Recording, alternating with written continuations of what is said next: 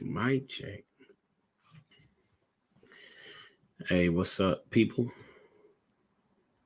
I am a little late. I need to figure out a really good time to come on a regular basis. I mean, sometimes I go 2 o'clock on Fridays. You know what I'm saying? My schedule just be kind of crazy at times.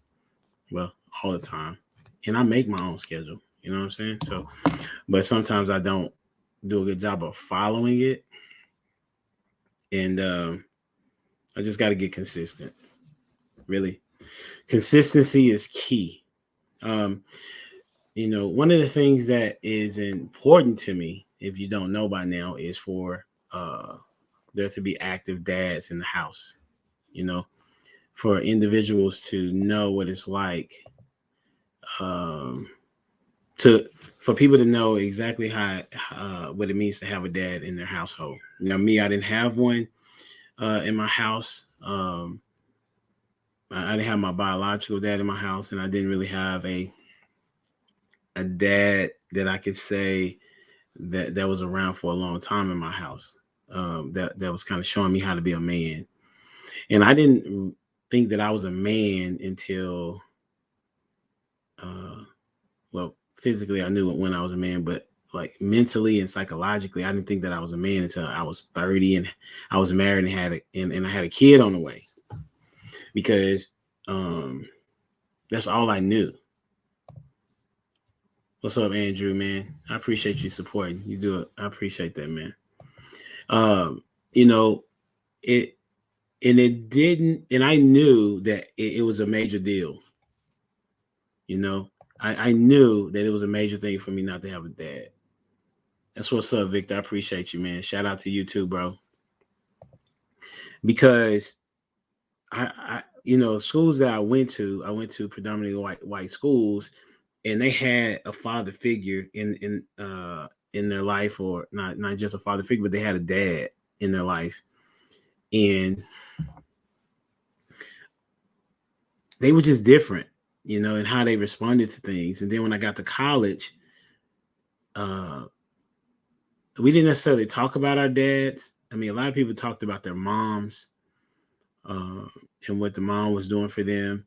But then, as I got older, and I started talking to some of my either frat brothers or college buddies, I would ask them, if their father was in their life or whatever or not. And the ones that were more mature than others, their father was in their house. There was a matter of fact, my best friend, I won't say his name because he kind of private, you know what I'm saying? What's up, developing dad? Hey, appreciate the support, man. I was just watching one of your clips, man. I need to try to see how I can get mine to 5 minutes. You know what I mean? I'm almost like a Southern Baptist preacher. Like we don't really know what the clock look like. You know what I'm saying? So yeah, I don't know where I was at, but my hey, how's it going? Inye, I think it's Inye. I hope I'm saying that right. Um, it's important to have dads in the house, and so the guys that I talk to, oh, my best friend, um, his dad passed when he was like 18, 19 years old. His I think no, it may have been 20, because he had came to SFA with me. So he had came to SFA.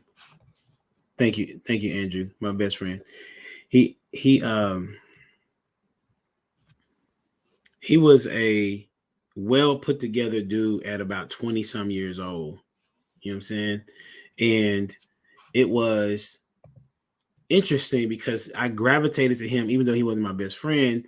I remember one of the things that he did that I probably would have thought of doing. Um, I needed to ride. We was all playing a video game, and I needed to go home, and I was going to walk about 2 miles to my house, my apartment at the time in college, and I didn't have a car, but he did, and he was leaving, and he stayed like where I was, where we were playing the video game. It was like NBA Live. I don't even remember what year it was, but we was playing NBA Live, And we finished playing. He lives across the street where he could just walk to his house. He said, "You leaving, bro?" I said, "Yeah, man. I need to get to the house." He said, how you need a ride?" I said, "Well, I was gonna walk." You know what I'm saying? He said, I'll give you a ride." You know, and he took me home, and then that was the start of like a lifetime friendship. Just because he offered to take me home to, and he didn't have to, but he recognized a need and he was there. And so what it became was me and him would we would exchange the things that we could exchange things with each other, such as he would let me use his car when I needed to go to the grocery store, and I had food stamps at the time, so I would buy food for him, and so it was an even trade-off, right? So we was using each other. I'm just kidding. But what I recognized in him that I did not have especially when I went home and met his mom, was his calm demeanor. Like I recognized how laid back he was in any given scenario that was presented to him. And so I didn't know at the time that was because of him having a dad in his life and being present, right? I didn't know that. But now that I've been a dad, I see that it provides a calm demeanor. So you've seen the titles like where's your dad? And that came from, I'm sure people have said it before, but the reason why I put it as the title of this video today is because I was talking to my homie Dwayne. He may be watching, I don't know. Just today, maybe like an hour or two ago, I was talking to him, and I was expressing to him like I'm not, about me being a dad, and wondering how would my sons, or kids in general, but my sons because they're here today. The other two are at school, homeschooling or daycare. And I wonder what type of men would they be by having a dad like me. Okay, that was a bar right there, wasn't it? Because I didn't have the type of dad that I am, and I turned out how I am, and I think I'm okay of a dude, but that came because of the gospel, though. Like the dude that you see now is a mature version, right? Me and him was talking. Me and Dwayne was talking about would I prefer the young Kobe, right? Would I prefer the young Kobe or the one that was 5 years before retirement? I was like 5 years before retirement, easy.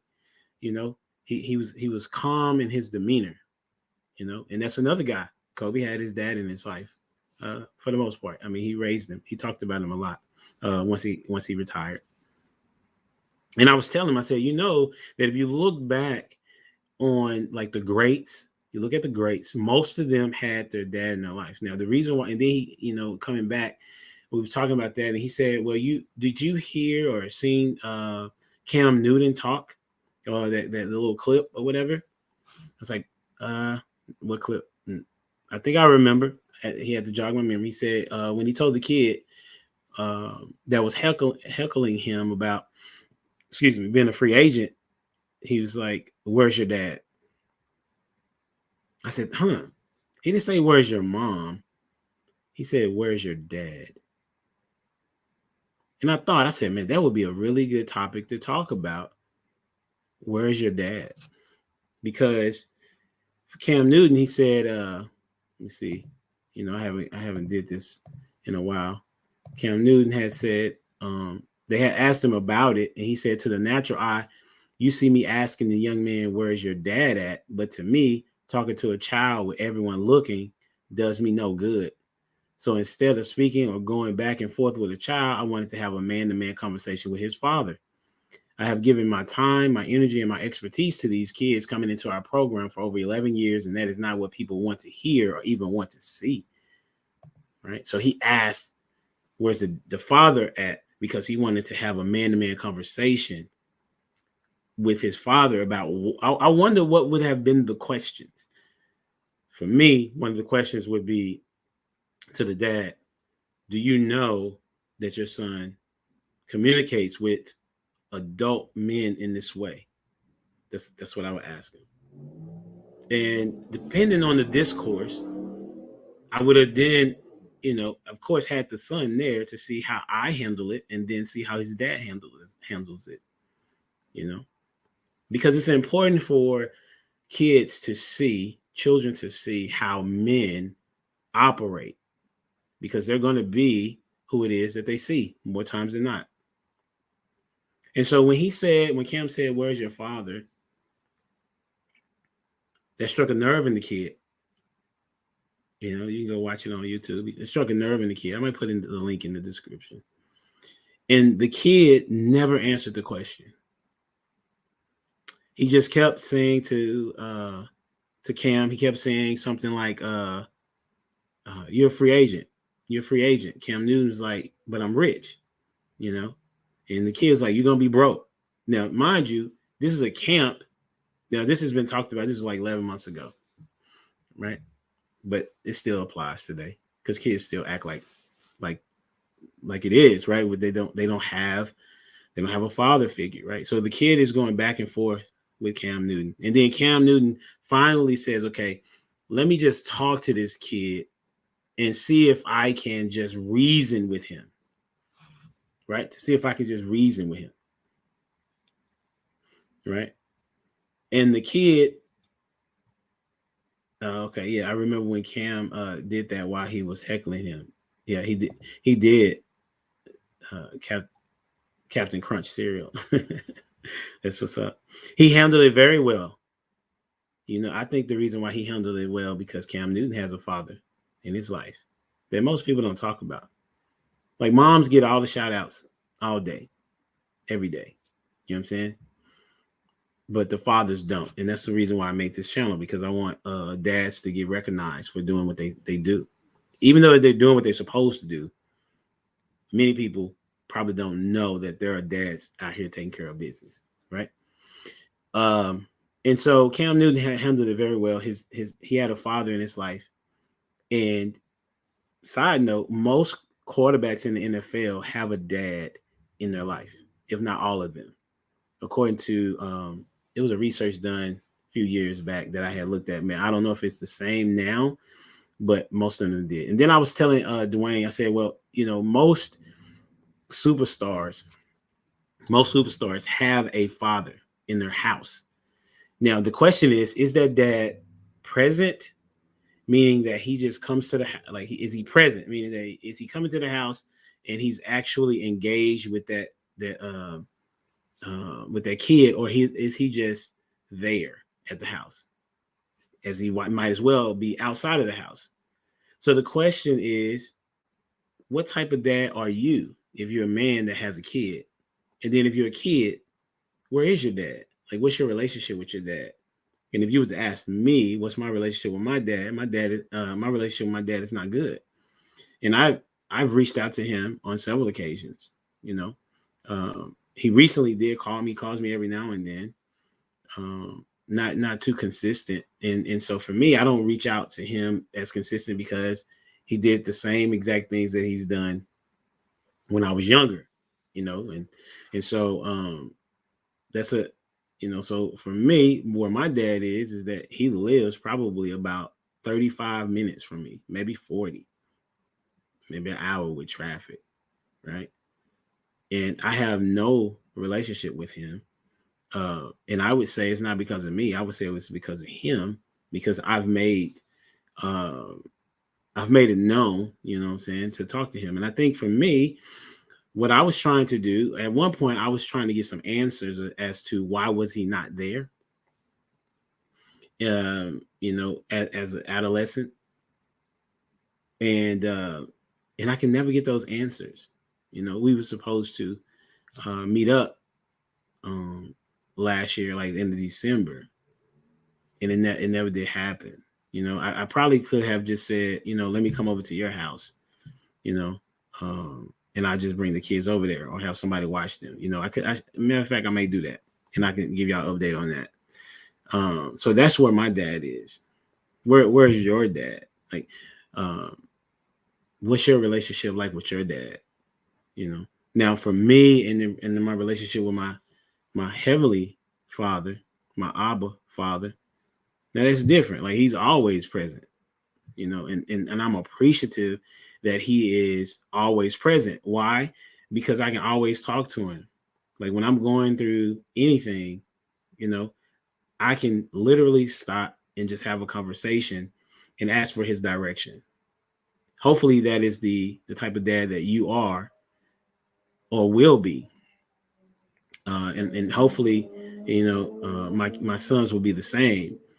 For me, I want to be the dad, or I'm aspiring to be a humble dad, where it is me um, talking to them on their level and answering questions uh, that I had when I was a kid that I didn't think I could ask, right? Whether it was about girls, whether it was about sports. Um, um, I was always an intellect, so I asked questions, but I didn't really have a guy in the house that I felt comfortable enough to go to, and I could have that all the time. My uncle was a father figure, but he lived across town, and I didn't really get to talk to him until maybe the weekends or something like that. And I think it would have done me uh, better as far as knowing what to expect. You know, uh, one of the things that I see by not having my dad there is like, I think the fun, like I didn't feel like I was having fun.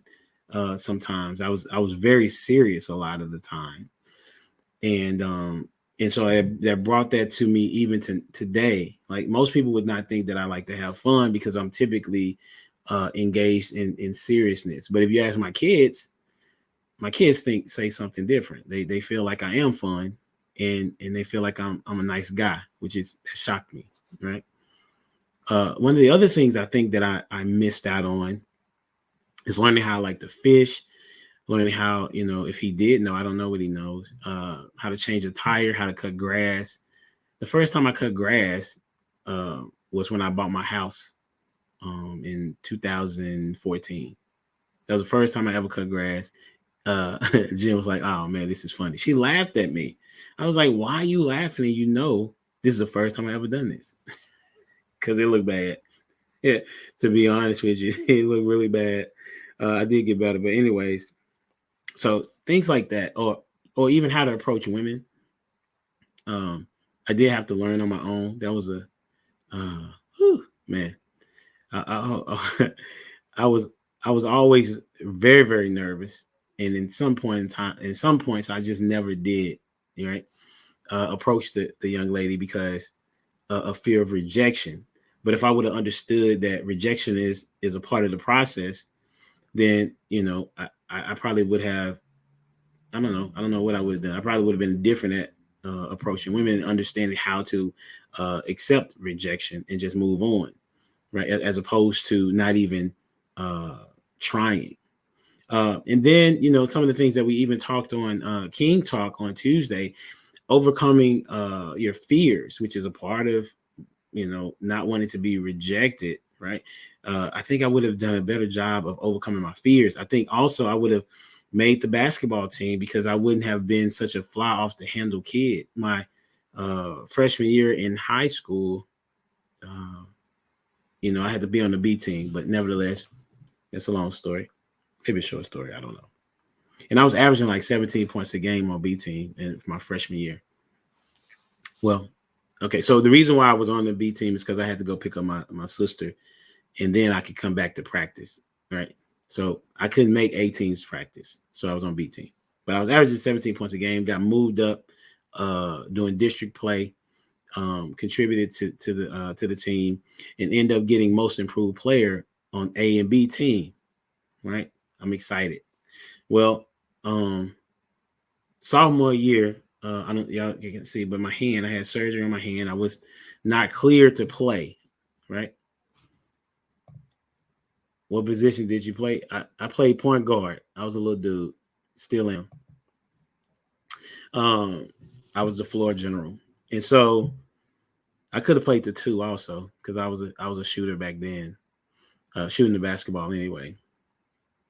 And so I was good at shooting the basketball. And so because I got it, I wasn't clear for the clearinghouse. I couldn't practice. He wouldn't let me practice. And since I couldn't practice, I didn't think that I had to run. So we got in trouble in study hall. And coach was like, everybody got to run. And I didn't run. I was like, coach, like, I'm not cleared. He said, I don't care. If you don't run, you don't play. And I was a hothead to a degree. I was like, I'm not running. You haven't made me run all off season. Why am I running now? He said, well, you don't run, you off the team. So I didn't run. I didn't have a dad to go talk to ask him, like, Dad, listen, this is what's going on. Or if I had a dad in my household, that probably wouldn't even been a situation, right?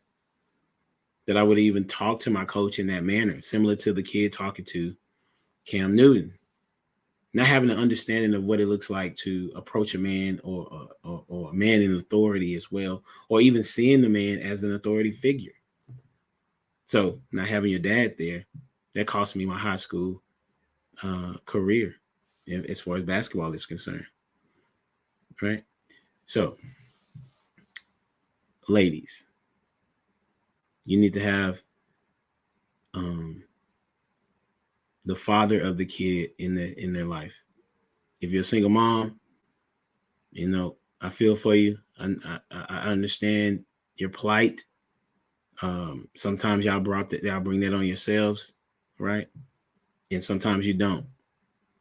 But in each situation, you need to be having the father figure, or not father figure. You need to have the dad in that kid's life. Don't be that woman that just because the dude is not treating you well, that you don't allow them to see the kid and you hold the kid as a ransom, right? That's not okay, because you're hurting the kid. Like, if you loved your kid, you would want the father of that child in their life. And then I was looking at something. I was like, well, about like child support. I don't know if the dude is not doing what he's supposed to do, then yes. But if they are doing what they're supposed to do, then why is it needed? But that's for another subject. But when you have a dad in your life, it changes the game, man. It changes the game for an individual, because they become, I believe, they're more confident, because, and then they also are able to handle difficulties a lot easier, because the dad in the house is going to make sure of that. They're going to see how that dad responds, if he's a good dad, right? If he's a good dad, meaning that he's communicating with them, hanging out with them, doing the things that kid wants to do, like my son Ethan, all he wanted to do was play video games with me, and that he considered that me hanging out with him.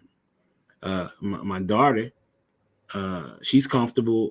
The time that we share is when we ride in the car and I'm just talking to her about a book that she's reading, or Five Nights at Freddy game that she's playing, or something to that nature. Jordana, she just want daddy to hold her, right, and play games every now and then. Like yesterday, all she wanted to do is sit in my lap. This morning, all she wanted to do was hang on me like like a little monkey, right? And then Joshua, he's just like, I'm cool, Dad. Just if we just sit in the room together. So you got to find out what it is that your kids enjoy and do that. Because if somebody says, where's your dad? They should be able to have a positive response. And if they don't, whose fault is that? It's not the kids.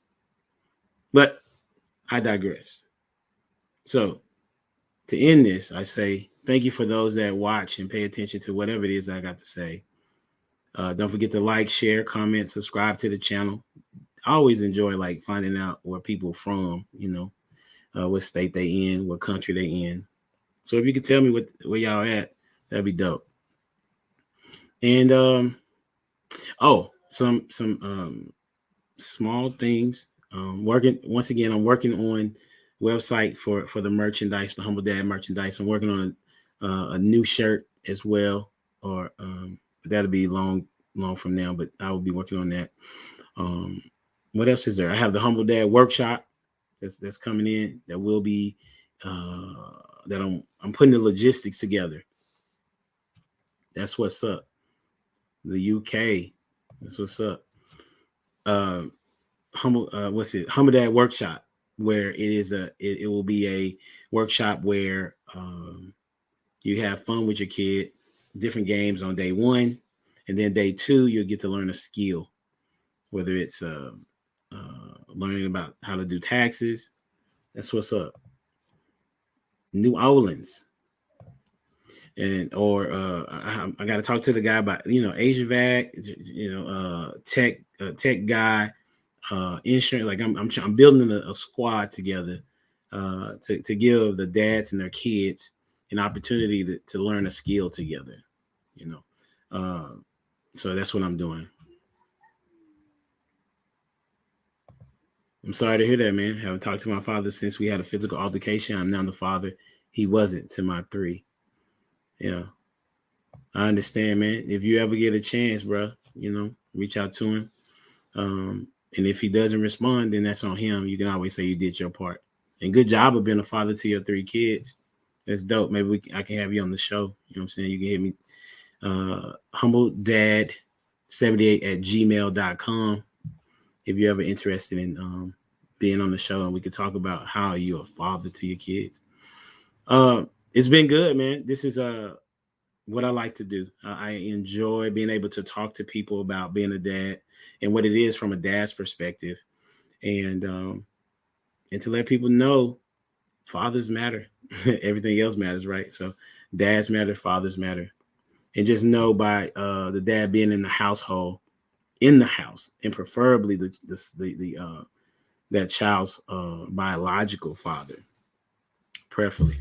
That would be that would be the best, and that'd be optimal. Two, where they're married and in the house together. Okay, that's what's up. What we got? I missed something, didn't I? Oh, okay. Oh, we're probably the same age, probably. Yeah, yeah. Yeah, I was born in '78 for sure. Yeah, yeah. Reach out before it's too late for sure, man. Well, until next time, I really appreciate y'all. You know what I'm saying? We'll be out here. And like I say, I really appreciate y'all for just rocking with me. And stay tuned. It'll only get better from here. We out of here. Deuces.